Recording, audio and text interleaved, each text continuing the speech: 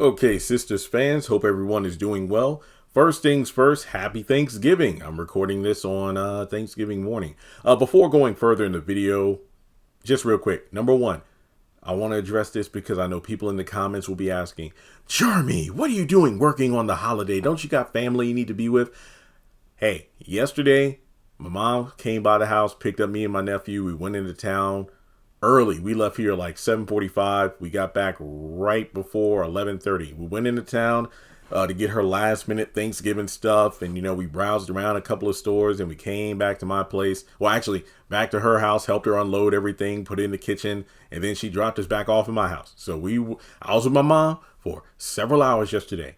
And then today she called this morning like, hey, I'm almost done cooking. I don't eat turkey, but my nephew does. So our thing was we go down to the house, which is 10 minutes away from my house, to get some food, and then we'll come on right back because we pretty much don't really eat dinner like as a family, but we spend time together. That's pretty much how we operate.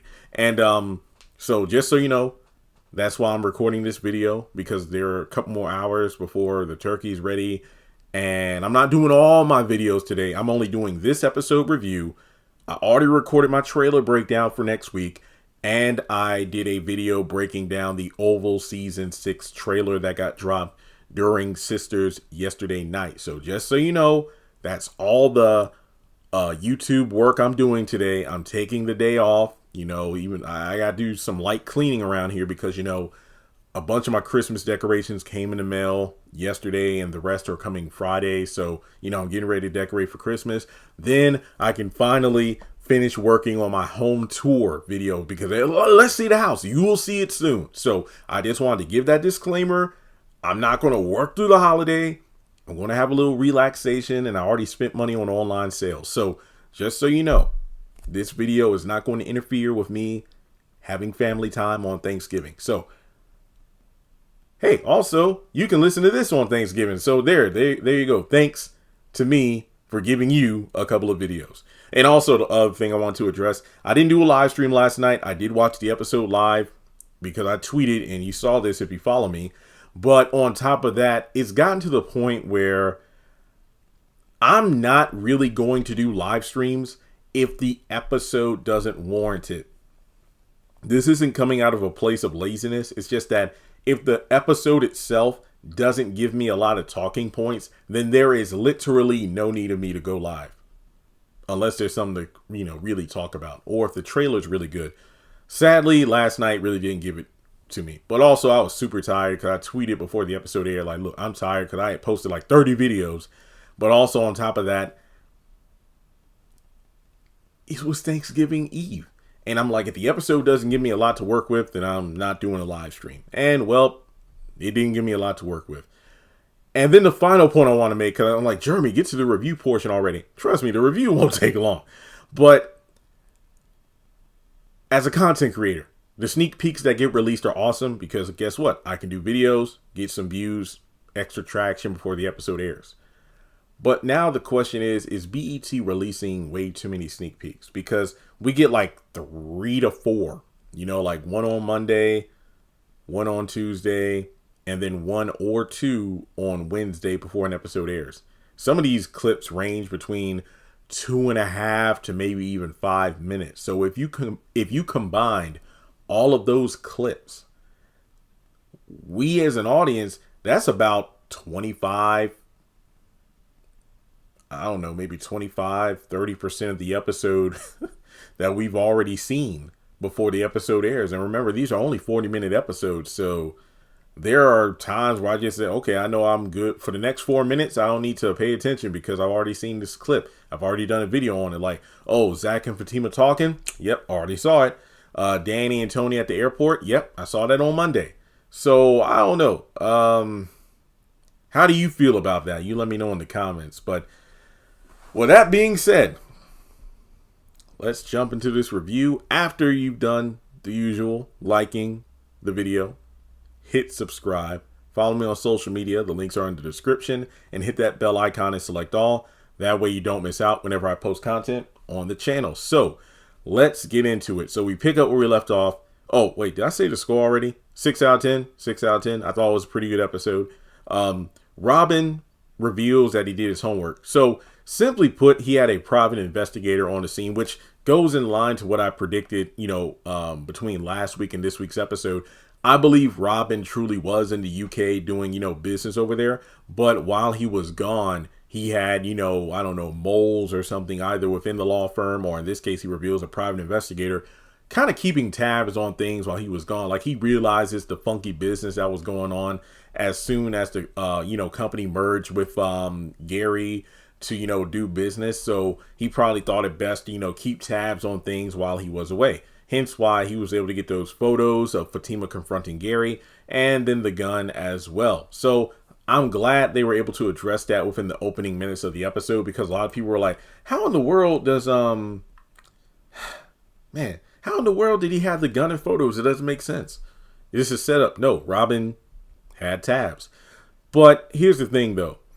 It does look kind of shady because Fatima's like, well, go ahead, take it to the authorities then. He's like, no, actually, I want to propose a deal. And I'm like, a deal? So here's the thing. Fatima needs to play ball, play nice with Hayden. And there's enough going on here in the office, not to mention him trying to get the heat off Andy. He doesn't have time to referee everything that's been going on between Fatima and Hayden. Well, I get that, but that doesn't mean you should allow Hayden to treat Fatima that way. I will admit that is a bit harsh, Robin. Like, bro, come on. So he pretty much reveals, like, Andy is his client, but that doesn't mean he has to protect Fatima. His job is to get the heat off of Andy and prove Andy is innocent, not to protect Fatima. So if turning this stuff into the authorities is what's needed to redirect attention off of Andy, he is willing to do it. So I know Robin just ticked off a lot of people, but I think this is clever writing because, like I said in a social media post that got a good amount of attention, it's the fact that now Fatima's in a situation where she has to use her wits as opposed to her brute force tactics. And I really like that because I can't think of the last time I recall Fatima being backed into a corner like this. This was pretty good. And remember, Robin did his homework and was able to find out things like the fact that Zach invested money in the hedge fund company. And that could be another reason why Fatima was motivated to go over there, because she had the means and the opportunity.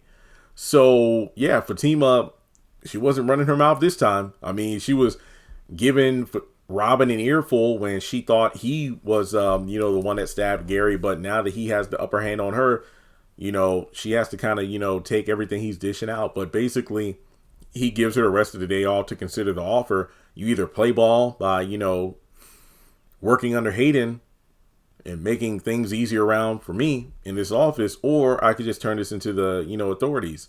And Robin gets an alert on his phone and then he leaves. And simply put, I think this could be the private investigator or another one of his people alerting him to the fact that Agent Watt is on the move. Hence why later in the episode, he's able to appear at the penthouse right as Agent Watt is trying to haul off Andy to the police station for questioning, because he pops up at the penthouse. Andy's actually, I think, gets probably a call from the front desk about letting Watt up to her penthouse. And another sneak peek revealed this, that, hey, he's come over there to let Andy know about the situation involving Gary's health because of the heroin laced with fentanyl. And he's convinced that either Andy and or Fatima has something to do with it. And he tries to, haul her away. And of course, there's the situation where Andy's in her feelings because Watt is bringing up her complicated, messy love life between Jordan and Gary and Robin. And right as Andy is about to be hauled away, that's when Robin pops off the elevator, has a war of words with Watt about treating his client like this. And Watt is defeated for the time being. So then we get to the point where Robin is reassuring Andy, look, everything is okay. I said I'd be here when you need me. And okay, so not to fast forward too far ahead, but at the end of the episode, when the girl's over at the penthouse, Andy mentions that Robin tried to kiss me, but I pushed him away because it wasn't right. And I'm proud of myself. I went back and I looked at the scene again. That is cap, because 1, she was the one that ran into his arms for comfort. 2, as he had finished saying, yeah, I'll always be here for you.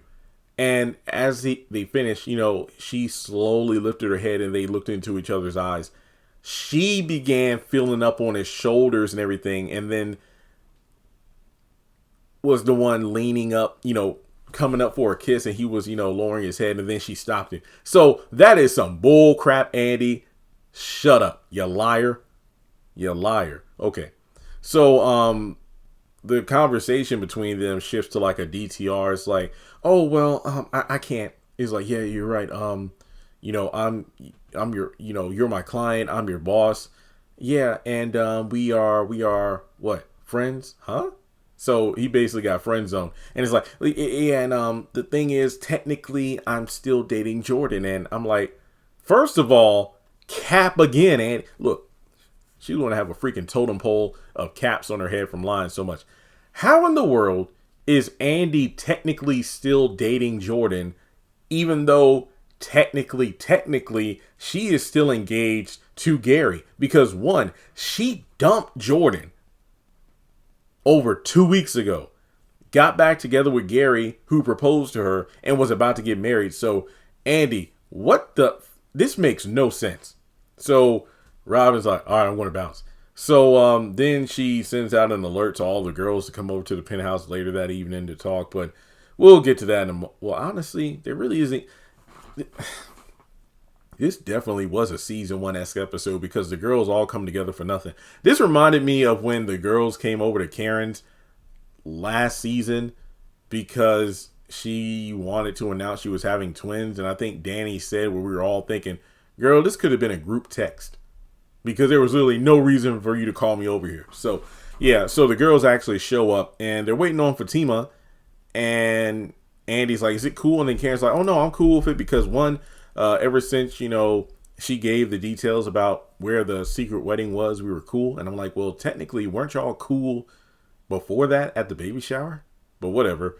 But, yeah, Danny's like, oh, hell froze over. I never thought I'd see the day. And she mentions like, hey, regardless of everything, we know that she loves you just like we do. And that's good enough for me.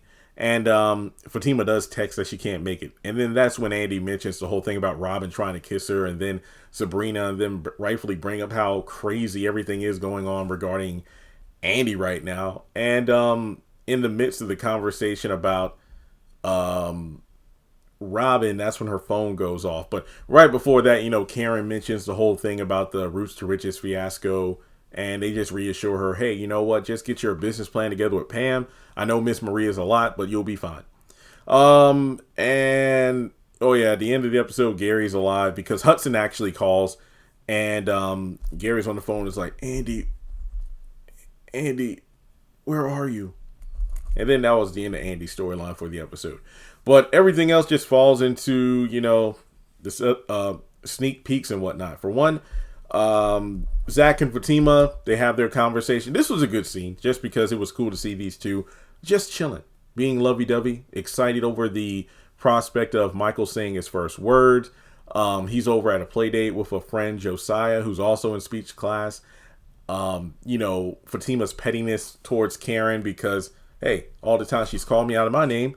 So she was basically poking fun at the whole, hey, what about you and Aaron wearing matching t-shirts? Who's your daddy? Because of the fact that there are two baby daddies in this situation.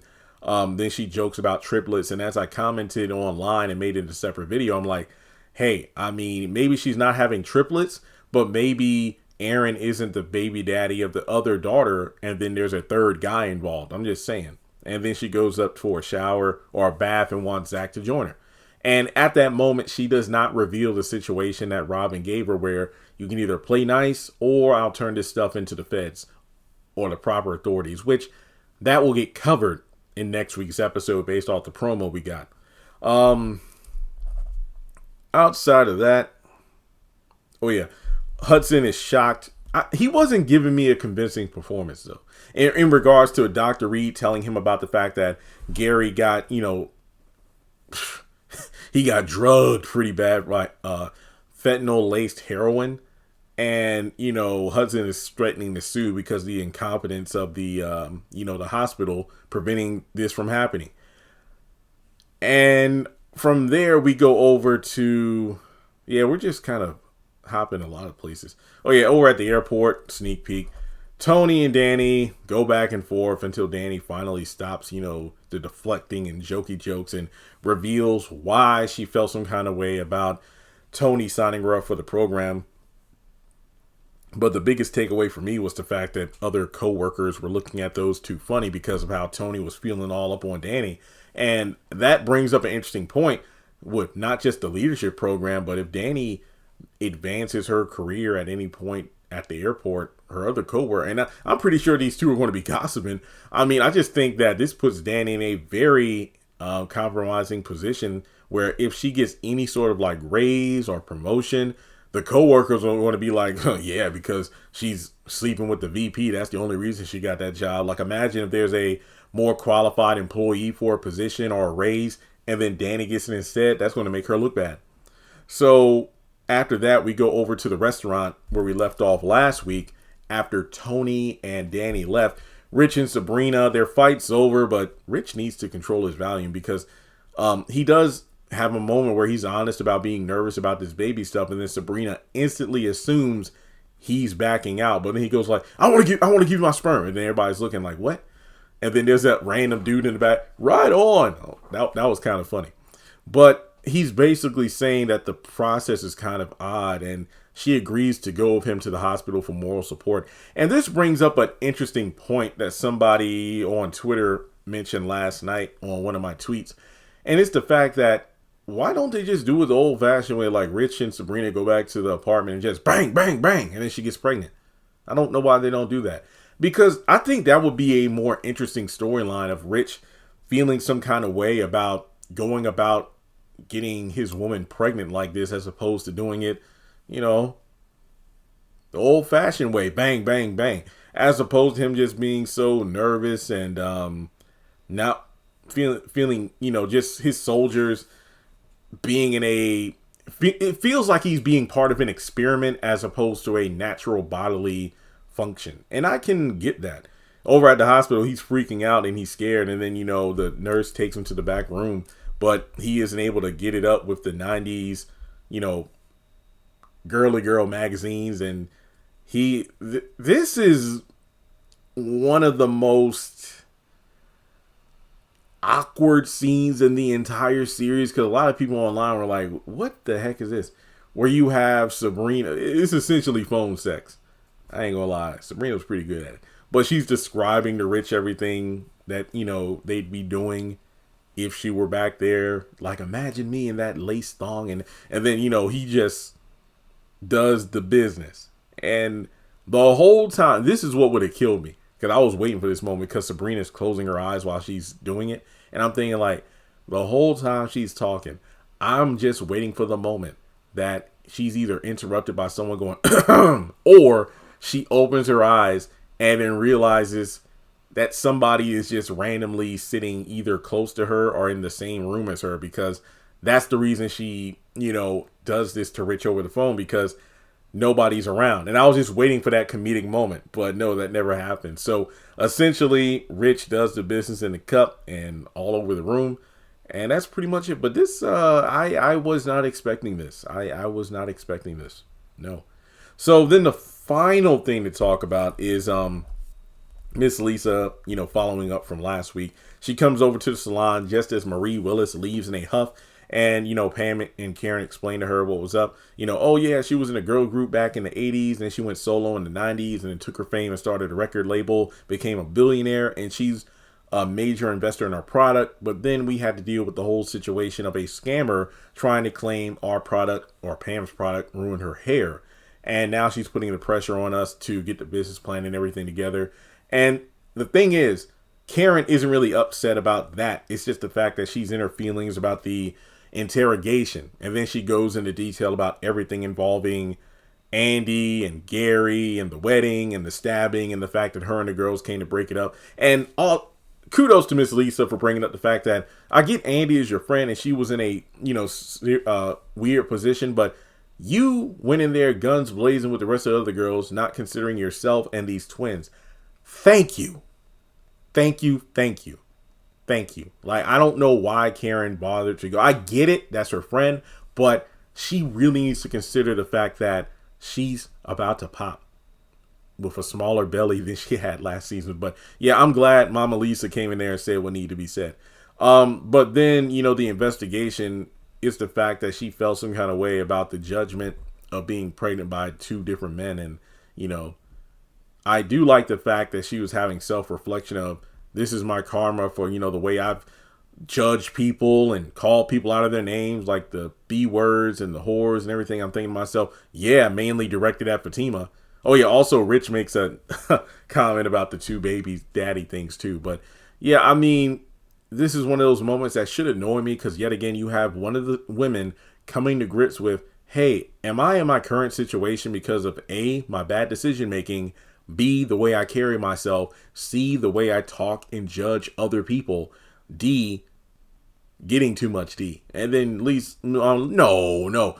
I'd be annoyed at this, but this is her mom. And not to mention, it doesn't really matter what Miss Lisa thinks or says to Karen at this point, because the babies are in her and are about to come out in real life. And if nothing else, she should feel blessed that, when she's not acting bitchy, she has two men who are here and ready to love on these babies, which is more that can be said about a lot of single moms out here, And then, there's the whole thing about, when men go out here and knock up a bunch of women and whatnot, it's like, it's something to be applauded. But when women do it, they get, called all sorts of names, mostly by other women. And soapbox, I'm a man, so I don't really have a hat to throw in the ring here. That's, it was that thing where it's like, hey, life isn't fair. That's just the way it is.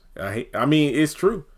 I mean, between different genders and ethnicities and, some, let's be real, even just physical appearance. I mean, let's be real, if you're tall, dark, and handsome or muscular, you have an easier time finding, a partner if, as opposed to someone who's shorter, out of shape and whatnot. Like someone like me, I had to up the ante with success to even have a modicum of desirability to like a woman compared to like someone who's taller than me, But yeah, that's pretty much it. So that's all I have. That is the episode in a nutshell. Like I said, I thought it was good, but most of it's like we already saw it in the sneak peeks.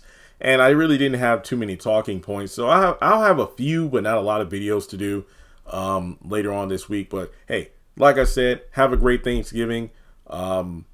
Be careful what you're spending, because guess what? The first of the month is on Sunday. And hey, I've already made my mortgage payment, electric. I paid all my bills. So all the money I'm spending on like Black Friday, Cyber Monday, and all these deals, it's the disposable income, pile, as opposed to my necessity money. So don't worry about me.